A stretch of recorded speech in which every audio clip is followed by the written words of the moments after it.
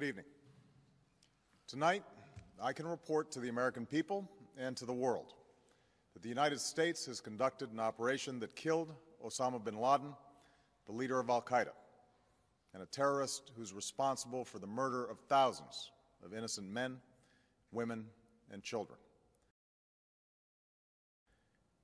It was nearly 10 years ago that a bright September day was darkened by the worst attack on the American people in our history.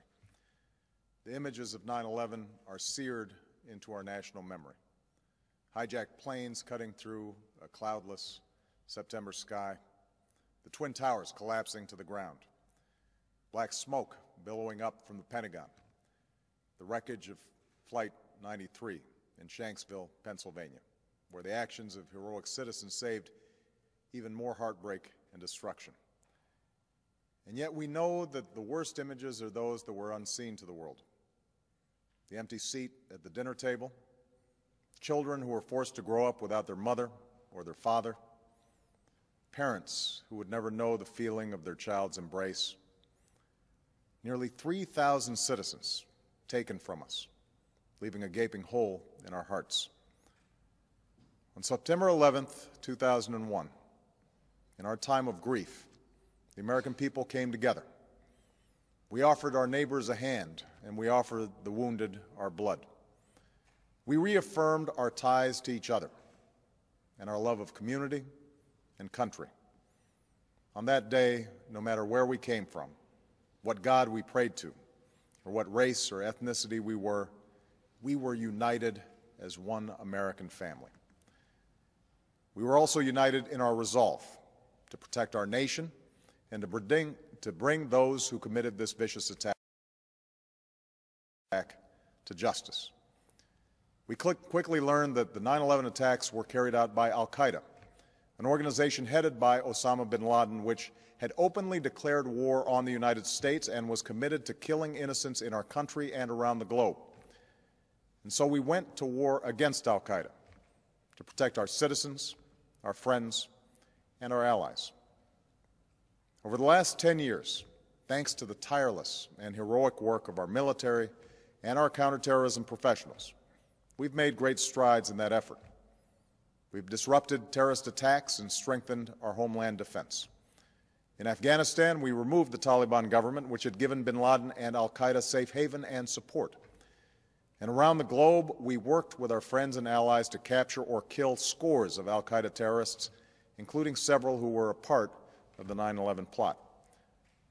Yet Osama bin Laden avoided capture and escaped across the Afghan border into Pakistan. Meanwhile, al-Qaeda continued to operate from along that border and operate through its affiliates across the world. And so shortly after taking office, I directed Leon Panetta, the director of the CIA, to make the killing or capture of bin Laden the top priority of our war against al-Qaeda, even as we continued our broader efforts to disrupt, dismantle, and defeat his network. Then, last August, after years of painstaking work by our intelligence community, I was briefed on a possible lead to bin Laden. It was far from certain, and it took many months to run this thread to ground. I met repeatedly with my national security team as we developed more information about the possibility that we had located bin Laden hiding within a compound deep inside Pakistan. And finally, last week, I determined that we had enough intelligence to take action and authorized an operation to get Osama bin Laden and bring him to justice. Today, at my direction, the United States launched a targeted operation against that compound in Abbottabad, Pakistan. A small team of Americans carried out the operation with extraordinary courage and capability. No Americans were harmed. They took care to avoid civilian casualties. After a firefight, they killed Osama bin Laden and took custody of his body. For over 2 decades, bin Laden has been al-Qaeda's leader and symbol, and has continued to plot attacks against our country and our friends and allies. The death of bin Laden marks the most significant achievement to date in our nation's effort to defeat al-Qaeda. Yet his death does not mark the end of our effort. There is no doubt that al-Qaeda will continue to pursue attacks against us.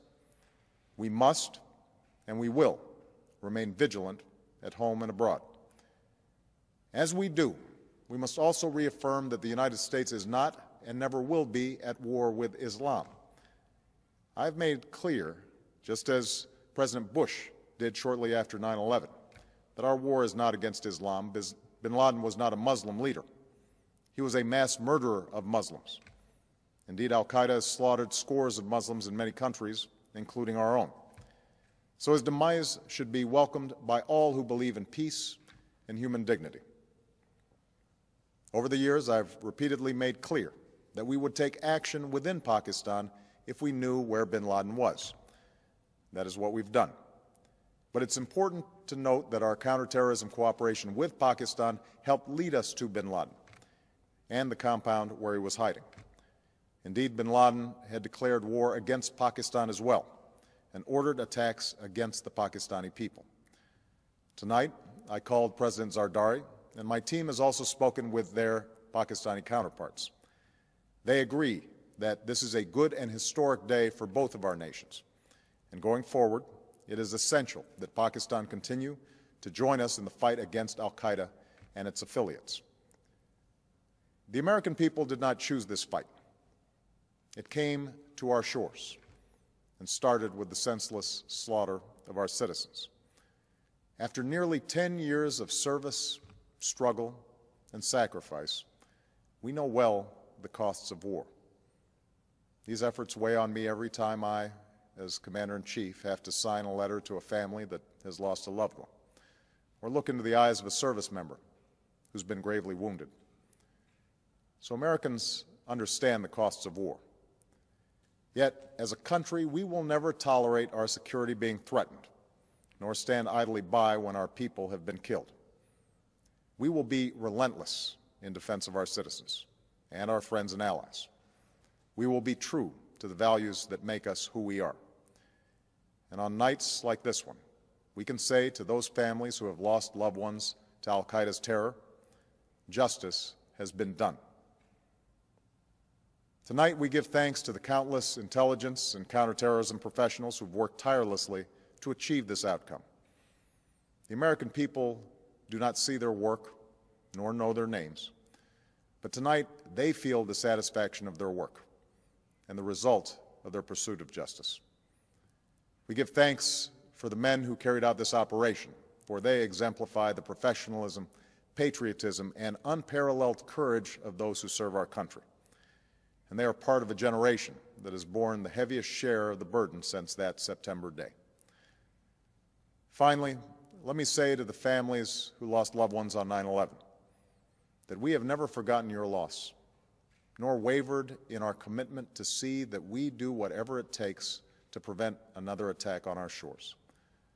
And tonight, let us think back to the sense of unity that prevailed on 9/11. I know that it has at times frayed, yet today's achievement is a testament to the greatness of our country and the determination of the American people. The cause of securing our country is not complete, but tonight we are once again reminded that America can do whatever we set our mind to. That is the story of our history. Whether it's the pursuit of prosperity for our people or the struggle for equality for all our citizens, our commitment to stand up for our values abroad, and our sacrifices to make the world a safer place. Let us remember that we can do these things not just because of wealth or power, but because of who we are.